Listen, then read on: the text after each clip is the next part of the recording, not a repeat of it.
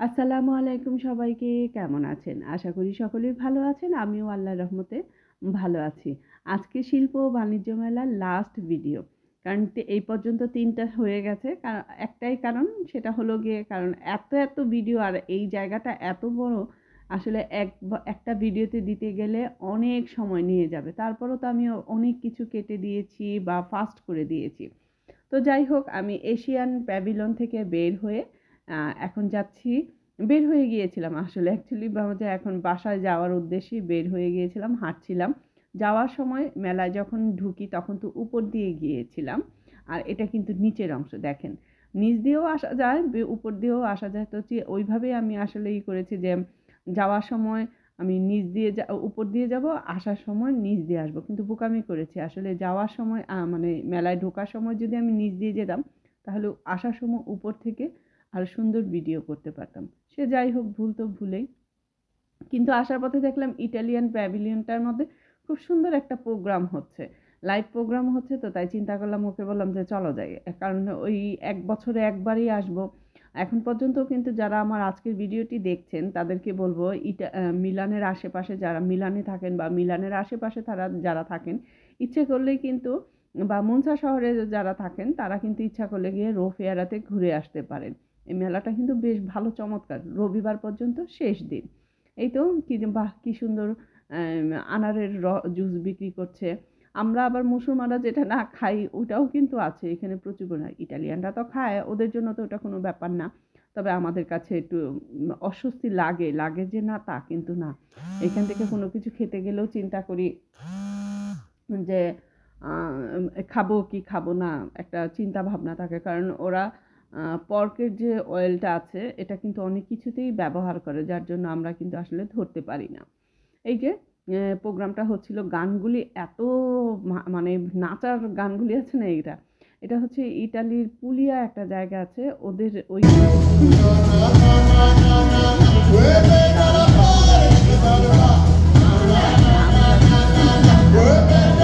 মধ্যে দেখা যাচ্ছে যে পরে ওরা যখন গান গাইলো মাত্র এরপরে আবার নতুন করে কি বলে ডেট দিয়ে আমাদেরকে ডেকেছে। সারাদিনই এখানটায় ডেকেছে। আর আমরা যেহেতু সকাল থেকে ঘুরে ঘুরে প্রোগ্রামগুলি আছে, বিকেলবেলা বেশি জমজমাট হয়। ওরা লাইভ করে, আর বিকেলবেলা এমন সময় বেশি হয় রাস্তাঘাটে থাকে, সবাই যেমন আশেপাশে বিকেলবেলা থাকে। বিশেষ খরচের জন্য যে মেলাটা হয় সেটা হলো গিয়ে বেশি কি বলে এটাকে, ব্যাগ, লাগেজ, আমরা যে লাগেজগুলি ব্যবহার করি গাড়ির, ওই লাগেজগুলি নিয়ে যায়। কিন্তু এখানকার মেয়েদের যারা থাকে তাদের এই খরচটা বহন করতে হয় না। আমরা সুবিধা অনুযায়ী যেহেতু কত মিলানে বা মিলান শহরে থাকি, তো এইখান থেকে দেখা যায় যে পুরুলিয়া বা অন্যান্য সিটি যে দূরের যে এইগুলি তো আমরা এখানে পাই না। তো ওদের জন্য এটা সুবিধা হয় না। আমি যেরকম এশিয়ান কান্ট্রির মেয়ে, তো এশিয়ান স্টলে যখন যাই তখন আমার কাছে মনে হয় যে হ্যাঁ আমি দেখি। তবে এবার খুব মনঃক্ষুণ্ণ হয়েছি, খুব কষ্ট পেয়েছি। আমি আমার বাংলাদেশের স্টলটা খুঁজে পাইনি। আমি সবার লাস্টে না ২ টা ছবি দিয়ে দিব। অনেক বছর, ৭ বছর, হ্যাঁ, প্রায় ৭ বা ৮ বছর আগে যখন আমি মেলায় ঘুরতে গিয়েছিলাম, তখন আমি এই বাংলাদেশের এই স্টলটা দেখেছিলাম। সেটা আপনাদের সঙ্গে শেয়ার করব। নিজের দেশের যে এটা যদি দেখতে পারি খুবই ভালো লাগে, সত্যি কথা যেটা। কিন্তু সেটা আমি অনেক খুঁজলাম, পাইনি। কারণ সবসময় প্রতি বছরে ওনারা বলেছিল আমরা একটাই আসি। হয়তো এই বছর আসেনি। আর অনেক আগে এক ব্লগার এই মেলাটায় গিয়েছিল। যাওয়ার পরে আর কি বাংলাদেশের স্টলটা দেখে সে খুব দুঃখ প্রকাশ করেছিল যে আমাদের বাংলাদেশে তো এর থেকেও ভালো প্রোডাক্ট আছে, তাহলে কেন? কিন্তু আমি যতদূর জানি বাংলাদেশের ওই স্টলটা যেটা বসে সেটা হলো গিয়ে একটা রিসাইকেল করে। যেমন বাংলাদেশের ব্যাগ, যে চালের বস্তার ব্যাগ, চটের ব্যাগ, এইগুলি দিয়ে রিসাইকেল করে। এটা মেবি একটা নারায়ণগঞ্জে একটা বা কোন জায়গায় জানি, ঢাকার কোন বা নারায়ণগঞ্জের একটা সংস্থা থেকে তারা এই প্রোগ্রামটা করে। মহিলাগুলি কিন্তু ওরা কিন্তু ইটালিয়ান বাংলাদেশেই থাকে, ওই সংস্থাটার পরিচালনা করে, যার জন্য ওরা কিন্তু এইখানে এসে এই স্টলটা দিতে পারে। বাংলাদেশ থেকে হয়তো ইচ্ছা করলে আমাদের অনেক সুন্দর সুন্দর নকশি কাঁথা আছে, হাতের কাজের যদি বাংলাদেশ থেকে এই বাণিজ্য মেলাটায় যদি আসতে পারতো তাহলে খুব আসলে ভালো হতো। কিন্তু হয়তো আরেকটা জিনিস আছে, ভিসার একটা ব্যাপার-স্যাপার আছে, ডকুমেন্টারি একটা ব্যাপার-স্যাপার আছে। যারা আন্তর্জাতিকভাবে মেলা করে বা মেলায় অংশগ্রহণ করে বাংলাদেশ থেকে, তারা যদি এই মেলাটার খোঁজখবর নিয়ে কিভাবে প্রসেসিং করতে হয়, তারা যদি এই জিনিসটা করতে পারতো, অংশগ্রহণ করতে পারতো, তাহলে কিন্তু খুবই ভালো হতো। ভালো হতো বলতে কি আমাদের দেশটাকে চিনতে পারতো। আমাদের দেশের ছেলেরা কিন্তু বাংলাদেশের যে ছেলেমেয়েরা আছে এখানে দেখেছি পাকিস্তানি, ইন্ডিয়ান প্যাভিলিয়নগুলিতে চাকরি করে। এই ৮ দিনের জন্য বা ৯ দিনের জন্য। ৯ দিনের জন্য হয়তো ৫০০ €, ৬০০ € এরকম পেয়ে যায়।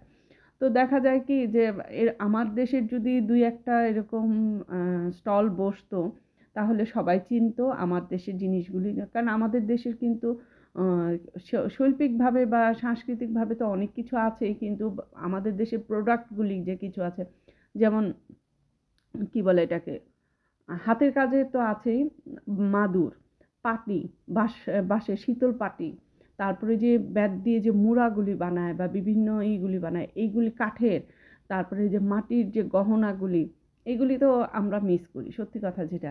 কিন্তু এই মেলার উদ্দেশ্যে যদি নিয়ে আসতো তাহলে কিন্তু খুবই ভালো হতো। তো যাই হোক, অনেক কিছুই বলে ফেললাম।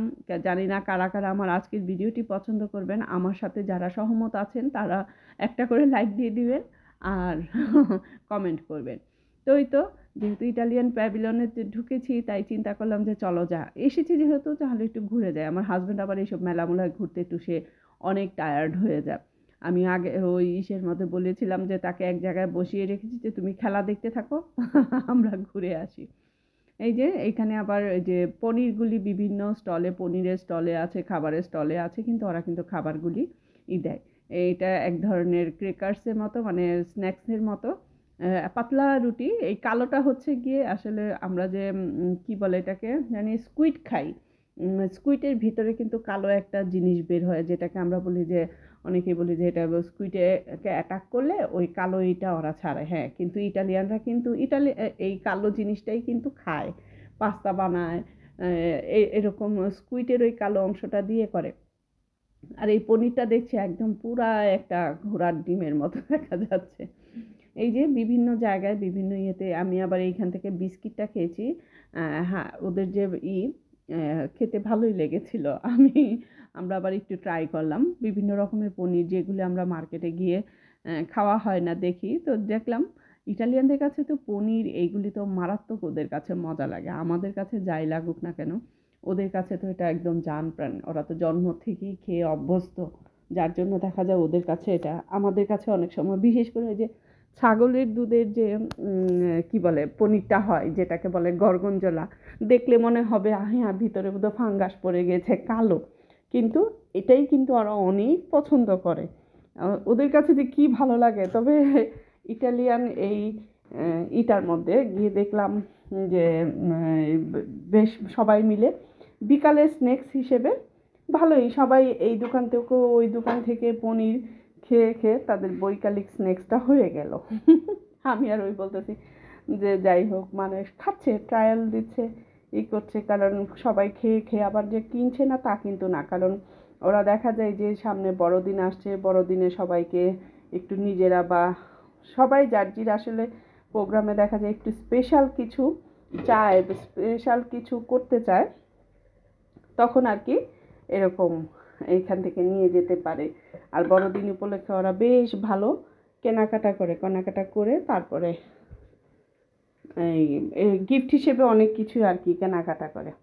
এই তো কথা বলতে বলতে কিন্তু আমি বাহিরে বের হয়ে গিয়েছি। দেখেন কি পরিমাণ মানুষ জড়ো হচ্ছে, এবং প্রত্যেকটা মানুষকে ওদের ব্যাগগুলি সব চেকিং করছে, স্ক্যানিং করে তারপরে ঢোকাচ্ছে। এই যে এই সিকিউরিটিরা কিন্তু অনেক ব্যাপার-স্যাপার, এবং একটা মানুষ আরেকটা মানুষকে ডিঙিয়ে যাচ্ছে না, এত শৃঙ্খলাভাবে যাচ্ছে। তখন মনে হয় ইচ্ছে করলে তো আমরাও আমাদের দেশে এই কাজটা করতে পারি। আসলে আমাদের বাঙালিদের ভিতরে আমি দেখি ধৈর্যটা কম। এইখানেও যখন আমরা হয়তো কোনো জায়গায় লাইনে দাঁড়িয়েছি যেখানে নিয়ম, আমি যখন সকালবেলা গিয়েছি অত ভিড় ছিল না, হালকা পাতলা তাড়াতাড়ি চলে গিয়েছিলাম। কিন্তু এখন দেখলাম যে বেশ, কারণ সবাই আসছে বিকেলবেলা। এই বিল্ডিংটা দেখছেন কত চমৎকার লাগছে। আমি আবার একটু বিল্ডিংটা মধ্যে ছবি তুললাম, ভিডিও পেলাম। অনেক বছর আগে যখন গিয়েছিলাম তখন মেয়ে দুইটার সাথে আমার এই জায়গাটায় একটা ছবি আছে। বের হয়ে দেখলাম আকাশটাও বেশ ভালোই চমৎকার লাগছে। বাহ! আমি কই যে হইলে যে আমার হাজবেন্ড কিন্তু অনেক আগে সে, তার সঙ্গে ভিডিও করতে গেলে হয় না আসলে। আর আমি যখন ভিডিও করি দেখা যায় সে আমার পাশেও থাকে না, প্লাস সে তো আগে আগে থাকে। এমনি তো ভিডিও ছাড়াও আমি যখন তার সঙ্গে হাঁটি সে আমার বহু আগে থাকে। এই জন্য বলে যে যে তোমার সঙ্গে মানে হয় না, তোমার ভিডিও করা শেষ হবে কিভাবে। আমার কাছে তো মনে হয় কি ইতালির প্রত্যেকটা জায়গায় প্রতিটা কোণায় আমি আমার দর্শকদেরকে, আমার ভিউয়ার্সদেরকে শেয়ার করি, ভালো লাগে আমার কাছে, কিছু করার নেই। আস্তে আস্তে হাঁটছিলাম। আসলে বাসায় ফেরার তাড়াটা আছে, বাচ্চা দুইটা বাসায় একা একা না, ওদেরকে ছেড়ে এসেছি, মনটা খুব খারাপ হয়েছে।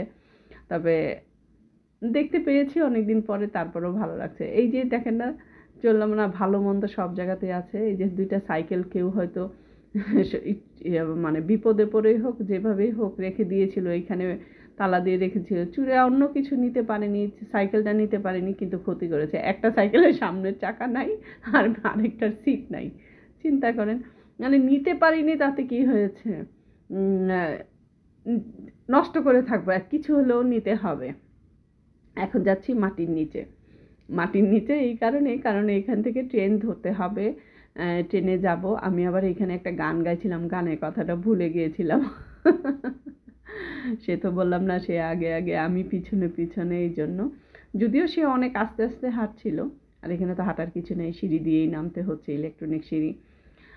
এই তো, এখন জানি না কার কাছে কেমন লেগেছে আমার আজকের ভিডিওটি, কমেন্ট করে জানাবেন। আর বারবার আপনাদেরকে রিকোয়েস্ট করব, আমার শহরে, এই শহরে যারা আছেন, সামনে শনি রবি কালকে এবং পরশু এই 2 দিন কিন্তু ছুটি আছে, ইচ্ছে করলে গিয়ে ঘুরে আসতে পারবেন। তবে এই স্টেশনটা অনেক অনেক বড়, অনেক বড়, মানে হেঁটে কুলানো যায় না, এবং যারা হাঁটতে চায় না তাদের জন্য তো ওই যে আছেই, কি বলে, অটো স্ট্রলার। এবং আপনাদেরকে আরেকটা জিনিস শেয়ার করি, আমরা অনেকেই বলি না যে বিদেশে এত পরিষ্কার, আমাদের দেশে পরিষ্কার না, হেন তেন।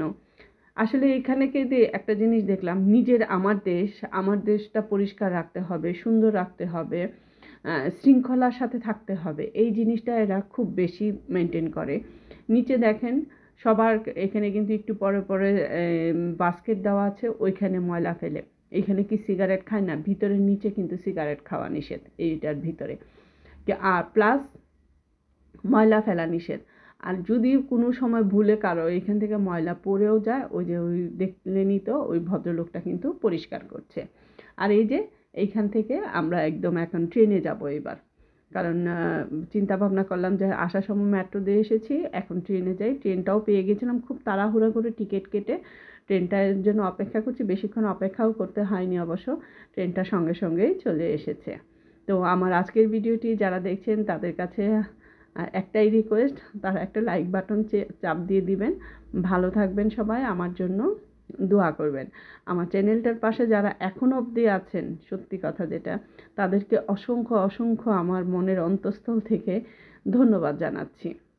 ট্রেনে উঠে গিয়েছি, এখন বাড়ি যাওয়ার পালা। মেয়ে দুটাকে সারাদিন দেখি না, এখন ওদের মুখটা দেখলেই সমস্ত ক্লান্তি আমার দূর হয়ে যাবে। আল্লাহ হাফেজ।